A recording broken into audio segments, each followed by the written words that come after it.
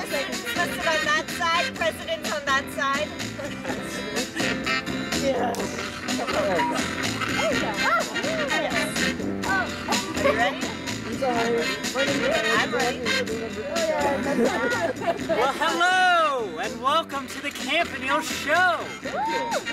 Tonight's guests include Gregory Karpovics and Mandy Runkle. Yeah! And your host, Tim Clemenson.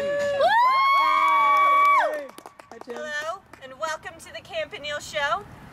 Tonight, our sponsors are JamiesScienceMinute.com, the more information you are looking for online. Fiji Water, they are 1% for the environment. I don't know what the other 99% they are for, but 1% for the environment. The Dan Todd Institute of Higher Thinking, thinking stuff up just like NASA. And film covers of books, guaranteed to be tacky in 5 years or less.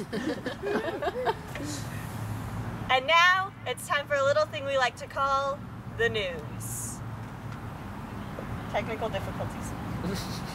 We're going to edit this in post, so when you think back and remember this, you will not remember this part. Wow. That's intense.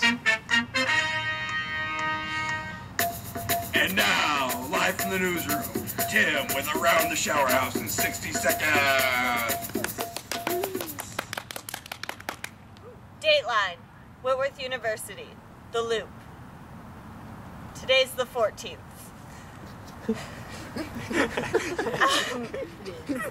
Stuff happened on campus. Things will also happen tomorrow. And that's the news. And now, it's time for our first guest, Mandy Runkle. Woo! Yeah, Mandy!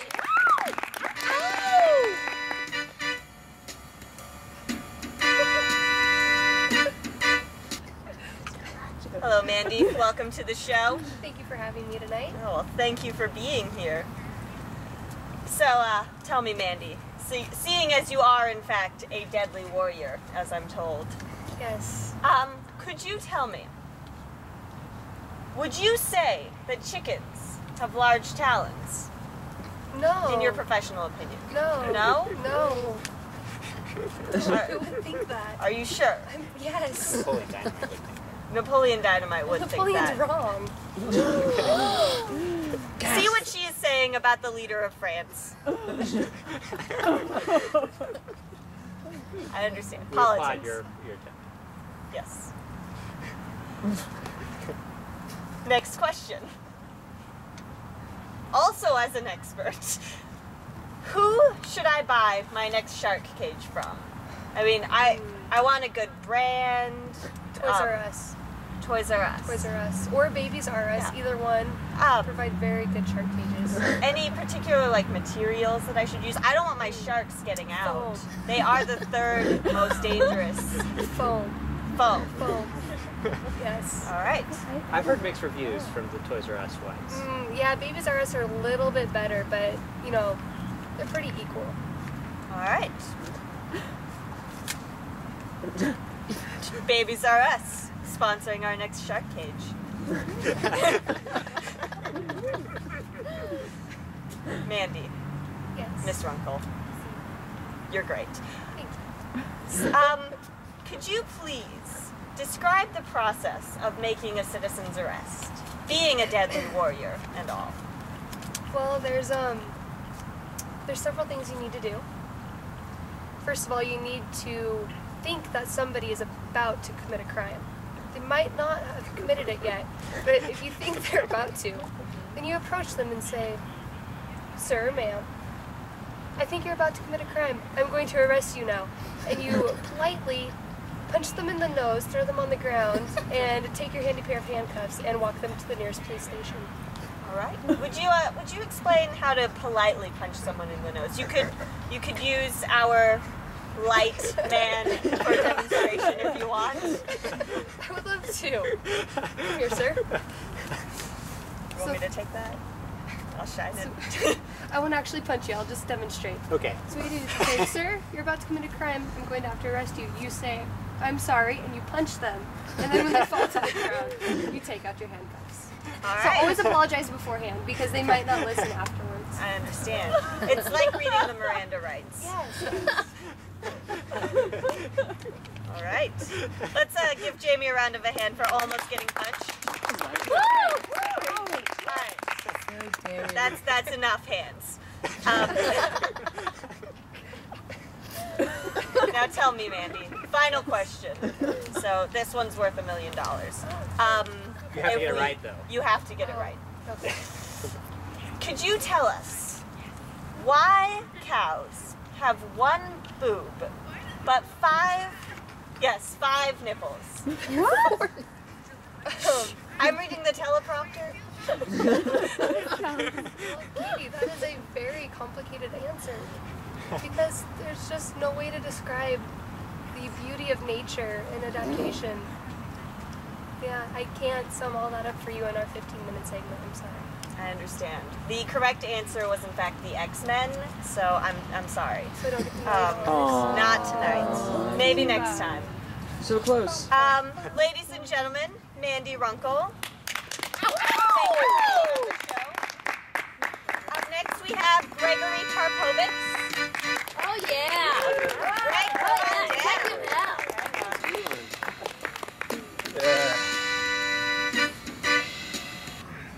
Hello, Greg. Hi. Gregory Thank you. Tarpovics. Indeed. El Capitan. Can I call you that? Yes, actually, I am a captain of my own private vessel. I've married 3 people this year. Oh. By people, I mean it was one awkward couple of 3 people, but That tends to happen. Yeah, do you charge extra for that?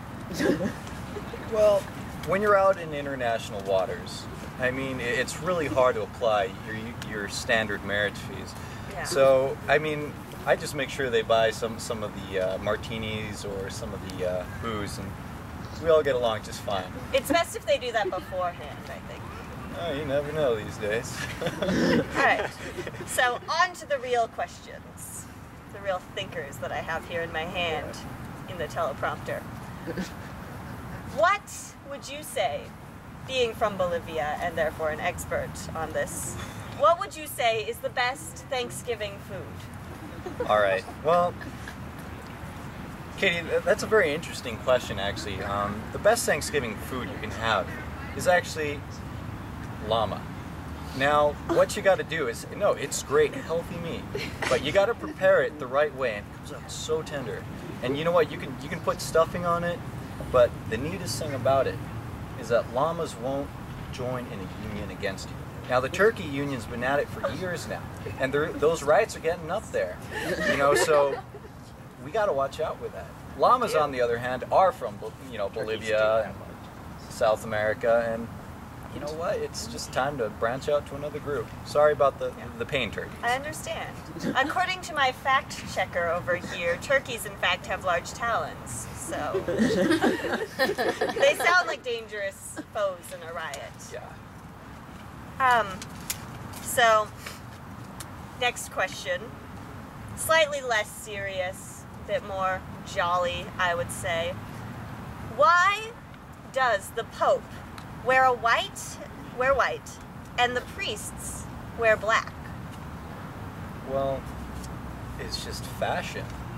I mean, Clearly. when you're the Pope, you want to just stand out and just beam out rays of glorious whiteness. Whereas, if you're a priest, you know, you got to be a little bit more subtle, and you know, you hang around in churches which are kind of dark places, and it just looks awkward with the contrast. I mean, it's just sensible fashion-wise. Just keep going. Well, yeah, just sensible fashion-wise. All right. Well, I see you're wearing white. So, are you secretly the Pope? Because I can see that you're radiating whiteness. Well, you see, I'm a fashion designer for both popes and priests. So you see, I like to keep it pretty simple and popish, you know. I can dig that.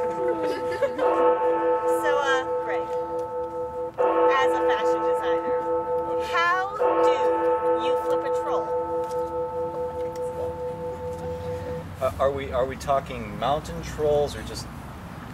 You know, I always go with the under the bridge kind, but it could be a hill troll at least. Okay, well, your usual troll is very heavy, but it's all in the pinky.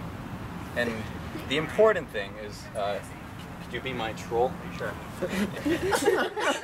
Now, most trolls will just be in your way. Now, one could try to flip them using their knees. The trick is just keep a straight back, take your knees completely out of the equation, and snap back. Make sure you get the hips into it, and you'll be set. That's great. You see, it's all in the pinky. That's enough hands. That kind of hurt. The pinky part, not the landing on my back. Very dangerous. All right. Well, Greg, this is your final question. It's been wonderful having you on the show, in case I forget to say that later. Who would you say is most likely? I'm a betting person myself, so I want to know who to put bets on. Who do you think will individually win humans versus zombies? Well, to be honest, is there really any winning when it comes to just feasting on people's brains? I mean, because if you become a zombie, it's kind of an everybody wins situation. And if you like get the zombies together, they can become like one collective hive and win. But if we're talking about one person defying all odds, I mean all odds of just, you know, zombies falling off of trees more than virgin pine cones, zombies in the classes, in the bathrooms, out on the Hello Walk, paving the Hello Walk. I've seen them do it. My bet would be Christopher Walken. Christopher Walken is the man. He's a great man. All right. Well, ladies and gentlemen, Is there any losing? that is true. The real question, according to my fact checker, is there any losing? I don't think so. You're Christopher Walken, I doubt it. All right. Well, ladies and gentlemen, Gregory Karpovitz, thank you so much for being on the show. Just sit there while I get your outro music ready. There Again, you go. we'll fix that in post. You won't remember that so later. much. Thank you. Tonight's episode of the Wait. Campanile I Show. have other things to say. Just say other things. You won't remember that either. We were going to have a third guest. Bruce Wayne was going to fly all the way from Gotham City for us, but his butler Alfred called a few minutes ago and said that there was apparently the Penguin was around. It was weird. I don't quite understand it because, as we all know, Beck Taylor is Batman. So I don't know. I don't know what to think. We were going to have him on the show, but Bruce Wayne had to cancel. I'm sorry. And now you can talk. So tonight's show was brought to you in real time. Most of our previous shows, if you remember them, you weren't actually there. We just implanted the memories into your brain. So we spent the extra money tonight to bring it to you in real time. So thank you for coming to see it in real time tonight. And it was actually about 15 minutes long tonight, as opposed to 0 seconds long. So thanks for coming to the show, and have a good evening. Get out of here. Can't miss you till you're gone.